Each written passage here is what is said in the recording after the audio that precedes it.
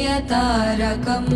शिवाभरणं घोररूपं पंच इन्द्रियतारकं